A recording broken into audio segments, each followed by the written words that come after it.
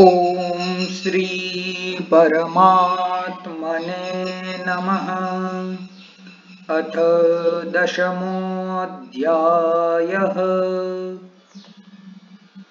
अथातो महाचतुष्पादम् अध्यायं व्याख्यास्यामः इति ह स्माह भगवान् आत्रेयः। चतुष्पादं षोडशकलं भेषजम् इति विषजो भाषन्ते।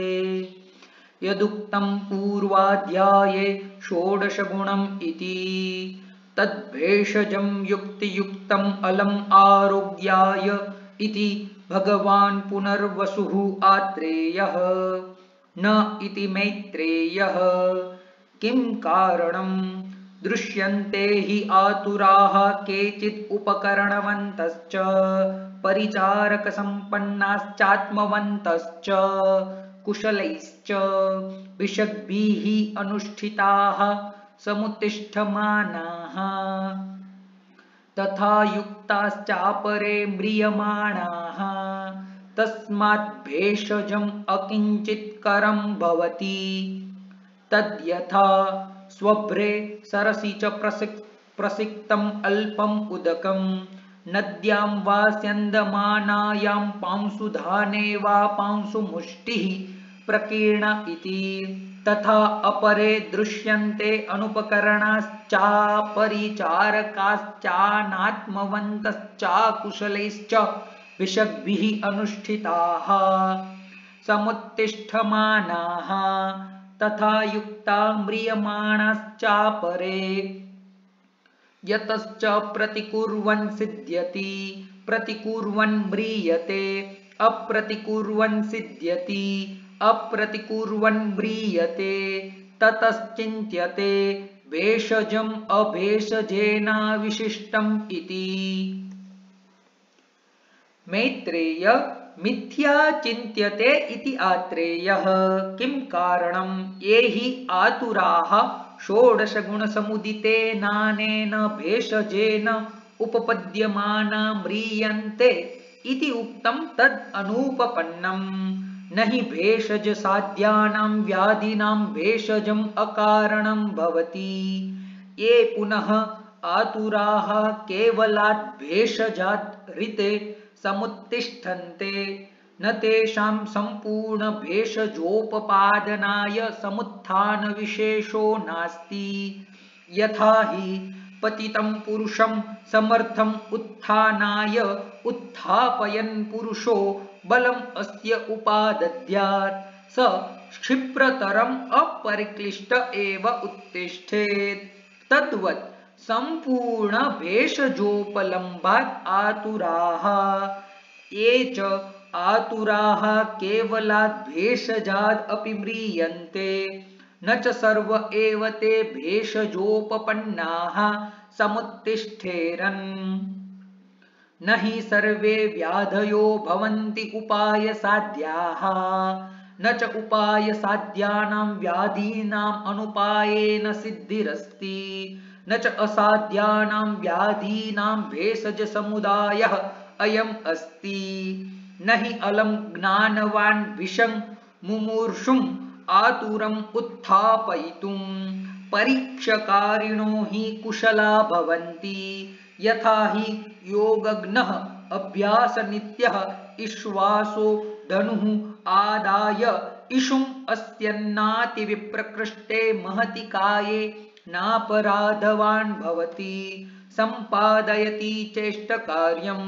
तथा विषक् स्वगुणसम्पन्न उपकरणवान् वीक्ष्य कर्मारभमाणः साध्यरोगम् अनपराधः सम्पादयति एवातुरम् आरोग्येण।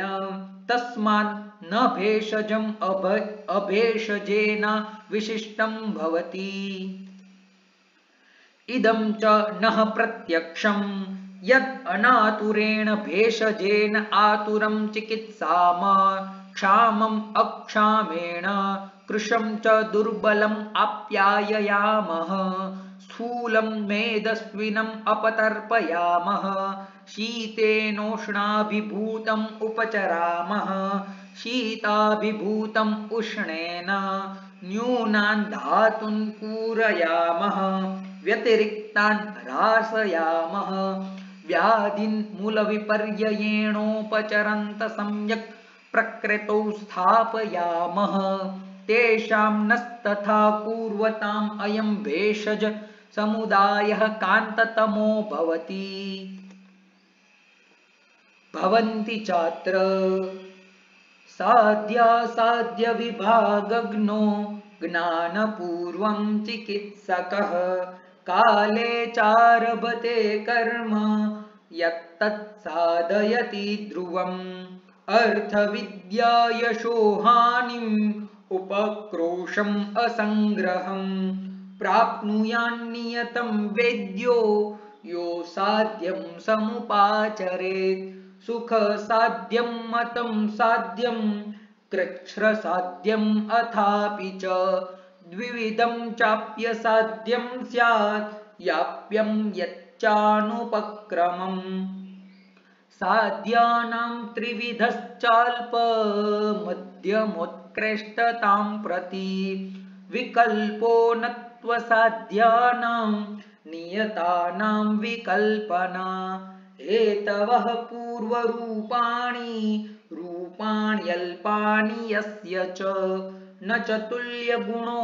दूष्यो न दोषः प्रकृतिर्भवे न च कालगुणस्तुल्यो न देशो दुरुपक्रमः गतिरेकानवत्वं च रोगस्योपद्रवो न च दोषश्चैकः समुत्पत्तौ देहः सर्वौषधक्षमः चतुष्पादोपपत्तिश्च सुखसाध्यस्य लक्षणम् निमित्त रूपाणां मध्यमे बले काल प्रकृति दूष्याणां सामान्येन्यतमस्य च गर्भिणी वृद्धबालानां नात्युपद्रव पीडितं शस्त्रक्षाराग्निकृत्यानां कृच्छ्रदेशजं विद्यात् एकपथं रोगं नातिपूर्ण चतुष्पदं द्विपथं नातिकालं वा कृच्छ्रसाध्यं द्विदोषजम् शेषद्वात् आयुषो याप्यम् असाध्यं पथ्यसेवया लब्धाल्पसुखम् अल्पेन हेतुनाशु प्रवर्तकम् गम्भीरं बहुधातुस्थं मर्मसन्धिसमाश्रितं नित्यानुशायिनं रोगं दीर्घकालम् अवस्थितं विद्याद्विदोषजं तद्वत् प्रत्याख्येयं त्रिदोषजं क्रियापथम् अतिक्रान्तं सर्वमार्गानुसारिणम् औत्सुक्यारतिसम्मोह करम् इन्द्रियनाशनं दुर्बलस्य सुसंवृद्धं व्याधिं सारिष्टमेव च पिशजा प्राक्परिक्षेवं विकाराणां स्वलक्षणं पश्चात्कर्म समारम्भः कार्यः साध्येषु धीमता साध्यासाध्य विभागज्ञो यः सम्यक् प्रतिपत्तिमान् न स मैत्रेयतुल्यानां मिथ्या बुद्धिं प्रकल्पयेत् तत्र श्लोकौ इहौषधं पादगुणा प्रभवो भेषजाश्रयः आत्रेयमैत्रेयमति द्वैविध्यनिश्चयः चतुर्विधविकल्पाश्च व्याधयः स्वस्वलक्षणाः उक्ता महाचतुष्पादे एष्वायत्नं विषज्जितम् इत्यग्निवेशकृते तन्त्रे चरकप्रतिसंस्कृते श्लोकस्थाने महाचतुष्पादो नाम 10मोऽध्यायः। इति श्री धन्वन्तरिरर्पणमस्तु।